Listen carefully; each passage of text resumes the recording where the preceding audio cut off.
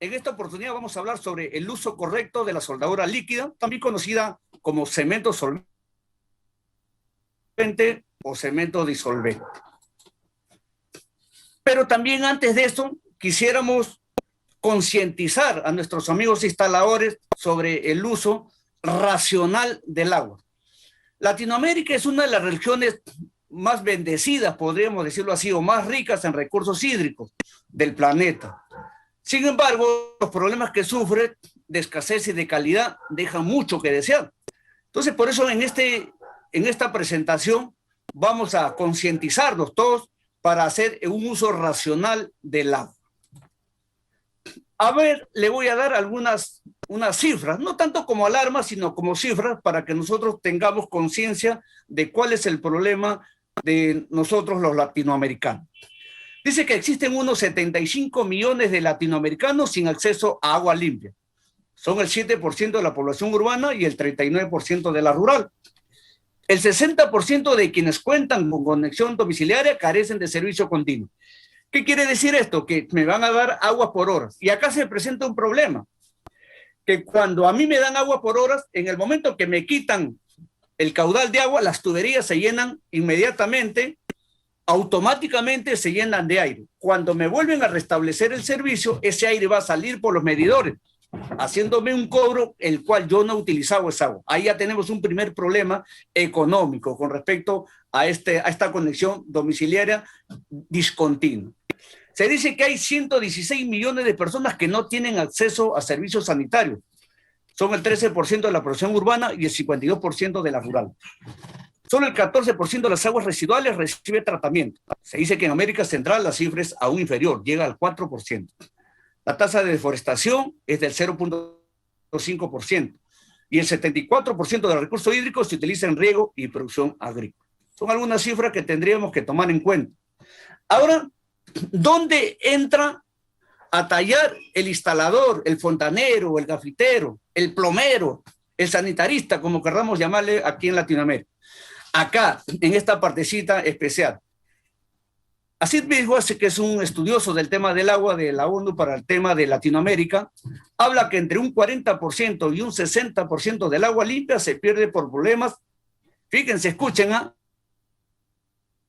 voy a poner énfasis en las conexiones y fugas. Y ahí es donde estamos nosotros. Y el tema que vamos a disertar hoy día tiene que ver con eso. Cómo hacer conexiones herméticas, seguras, duraderas. Porque de cada 100 litros que pudiera potabilizar cualquier planta de tratamiento en Latinoamérica, esto quiere decir que se pierde entre 40 y 60 litros de cada 100 litros. O sea, es bastante lo que se pierde. ¿Esto qué podría hacer? Podría hacer que más personas tuvieran este recurso hídrico y por lo tanto nosotros tendríamos mayor acceso al agua y también mayor acceso a trabajo. Entonces, tomar en cuenta que el rol que nosotros jugamos en esta sociedad con respecto al agua es bastante interesante. No vamos a hablar de gobiernos, vamos a hablar de ONG, de instituciones que tienen que ver nada. Vamos a hablar hoy día de cómo nosotros, los instaladores, podemos tener un rol importante en el tema del agua. Ahora, tenemos un mito que normalmente en Perú es casi un mito, es una leyenda, y en algunas partes de Latinoamérica. Se dice que a mayor uso de soldadura, tengo mejor adherencia o mayor adherencia. Acá yo tengo dos opciones, ¿es verdadero o es falso? En la parte inferior de su pantalla, ustedes tienen un icono donde pueden darle clic a un icono que dice encuesta. Ahí ustedes pueden dejarnos sus opiniones, ¿será verdadero? ¿Será falso? Y si por casualidad no pueden entrar en ese icono, en el chat, en la sección del chat, pueden dejarnos sus comentarios sobre si es verdadero o es falso. A ver, vamos a ver qué opinan nuestros amigos con respecto a si es verdadero o falso. Acá lo vamos a ir contabilizando para tener idea de qué piensan nuestros amigos instaladores de Latinoamérica. Entonces, vamos a ver y vamos a dar la respuesta. Falso, es falso. Y también vamos a dar las razones, porque de eso se trata. Esta capacitación se trata de mejorar, de apuntar cada día hacia un progreso, hacia hacer uso racional del agua y que mayor cantidad de latinoamericanos tenga el líquido elemento para una subsistencia y para vivir con dignidad y con calidad. Pero también queríamos explicar, como el tema de ahora nos lleva a hacer uniones herméticas, uniones seguras, uniones duraderas, queríamos hacer énfasis en qué es una soldadura. Una soldadura es esto, como pueden ver, es la resina de PVC y un solvente, que puede ser acetona, metiletilcetona, tetrahidrofurano, ciclohexanona, cualquiera me dice la norma, una norma para pegamentos, la 2564, es una combinación que puede resultar.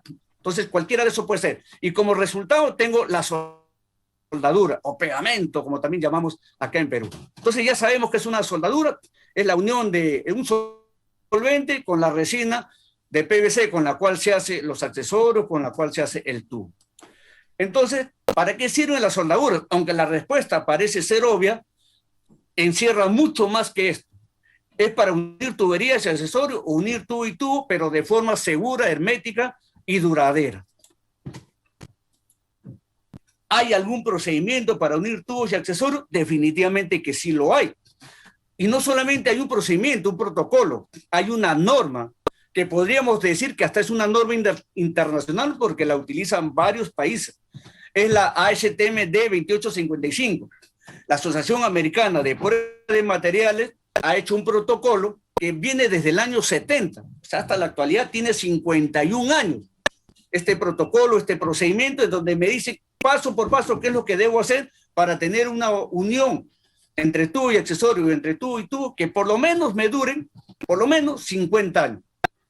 En el Perú, como a muchos nos consta acá en esta parte del planeta, la hemos recién introducido como una norma para que entre a nuestras obras en el año 2015, en nuestras capacitaciones. Esta norma, como le digo, me va a dictar todo el proceso. Pero, ¿qué pasa si no cumplo con este procedimiento? Y aparte no compro una soldadura de calidad.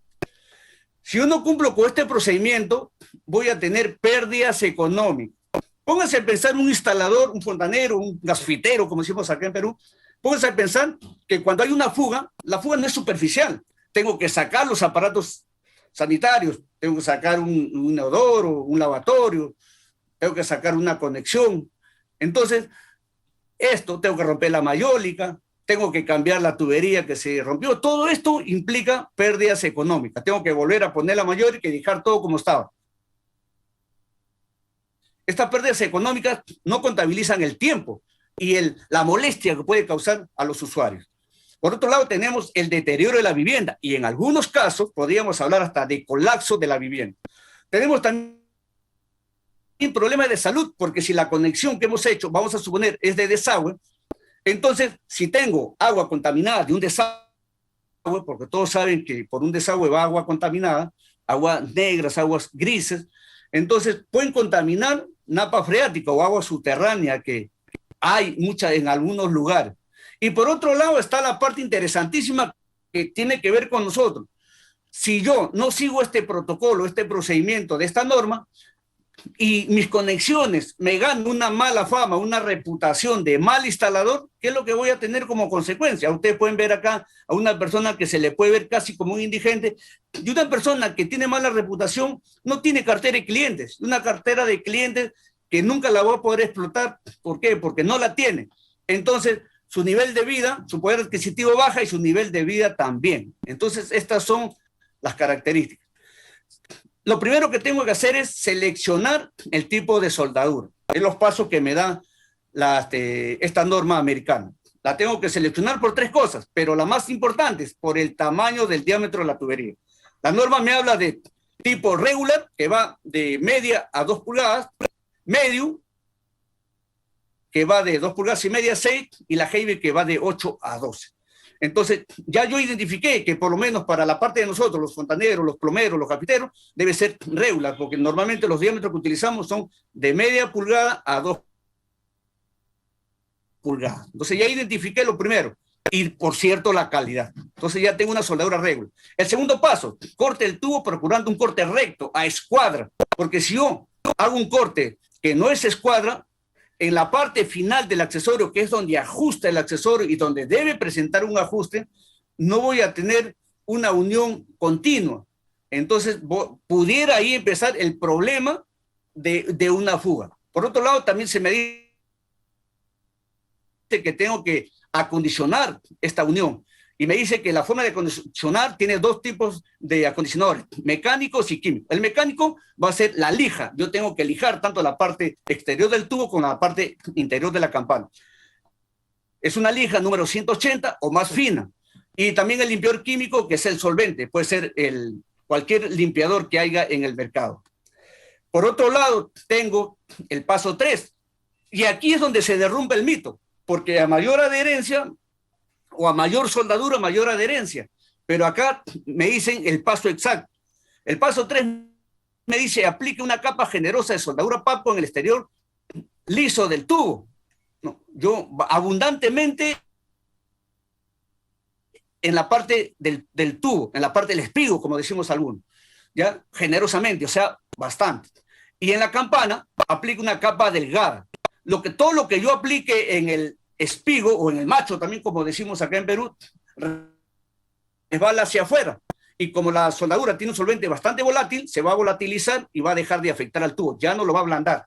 Y en la parte de la campana, todo lo que yo eché en la campana, a la hora de la inserción, resbala hacia adentro.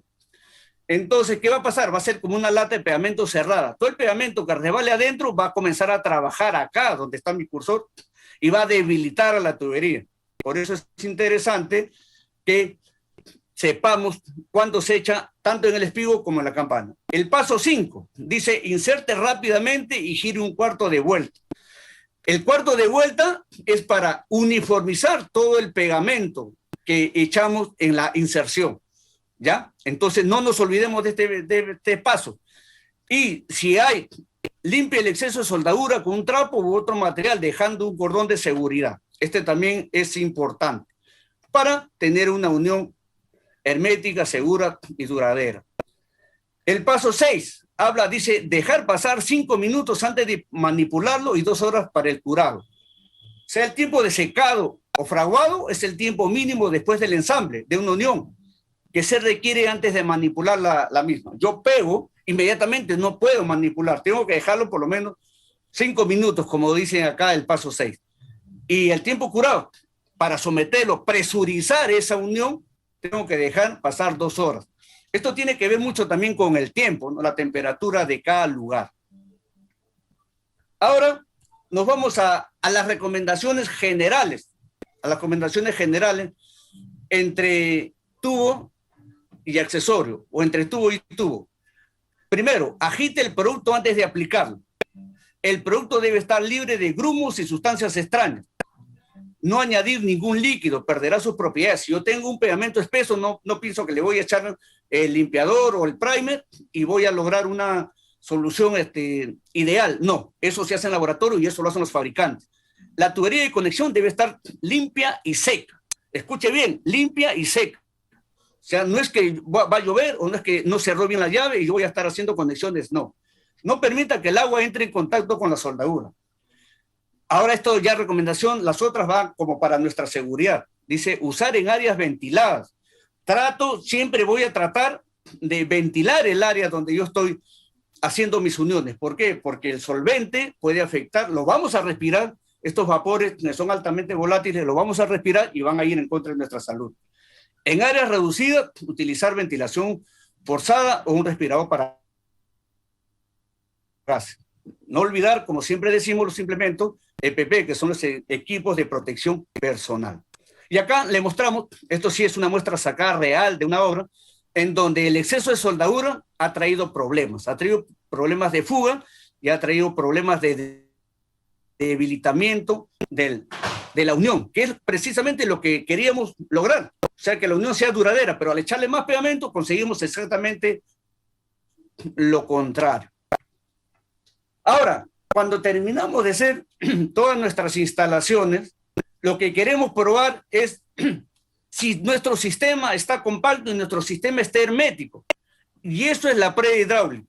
Comprobar la hermeticidad del sistema. No es comprobar la resistencia en la tubería, como algunos a veces nos equivocamos.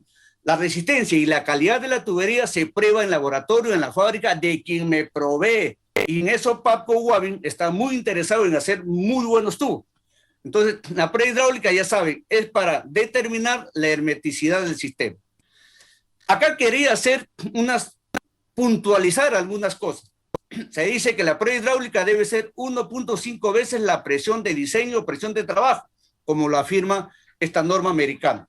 Es la presión de trabajo, es la presión del agua que se encuentra en ese momento en el agua, no es la presión del tubo.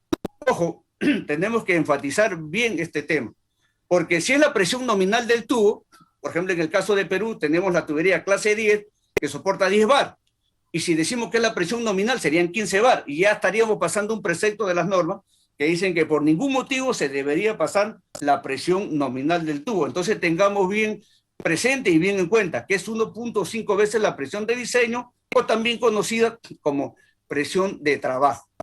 En caso acá estoy haciendo, por lo menos para nuestros amigos que nos siguen en Perú, una pequeña representación de cómo sería sacar la presión para una prueba hidráulica.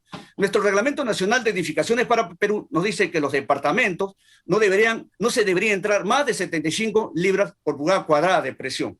Y si la norma americana me dice que la presión de diseño es 1.5 por la presión de trabajo, entonces yo digo 1.5 por la presión de trabajo me da 112.5 PSI. Si redondeamos esta cifra, vamos a tener 120 PSI, que es una presión suficiente para determinar que todo mi sistema está hermético. Y una vez que yo determine que todo mi sistema está hermético, yo tengo la seguridad que entrego una obra y si seguí los protocolos, que va a durar como mínimo 50 años, estando en condiciones completamente duraderas, seguras, herméticas, y por lo tanto yo voy a asegurar también mi reputación, que es lo que también me interesa, ¿no? Entonces, acá algunas cositas para recordar de la prueba hidráulica. Nunca sobrepase la presión nominal del tubo. Nunca sobrepase la presión. Si es, en el caso de otros países será el SDR, será el SCHEDU, pero en el caso del Perú nunca sobrepase la presión nominal del tubo. Si un tubo es un clase 10, la presión de prueba nunca debería pasar esos 10 bares o 145 libras por pulgada cuadrada. ¿Quiénes lo dicen esto? Hay 4 normas de referencia, normas americanas, normas ISO, en donde nos dicen que no deberemos pasar por ningún motivo esa sobrepresión o esas presiones. ¿Por qué? Porque lo que vamos a hacer es fatigar al tubo antes de empezar su vida útil. La presión máxima de trabajo, ojo, y aquí sí quiero puntualizar, una tubería es un SDR21, es una clase 10, es un Schedule 40, un Schedule 80, a 20 grados centígrados de temperatura. Para ser más exacto, la norma dice a 23 más menos 2, o sea, puede ser de 21 a 25. Si yo compro un tubo clase 10, debe ser clase 10 a 20 grados, a 21 hasta 25. El diámetro nominal exterior del tubo también se toma en cuenta y la presión de trabajo. El espesor del tubo también tiene que ver mucho con el tema de la prueba hidráulica. Bueno, amigos, para mí ha sido un honor poder estar con ustedes.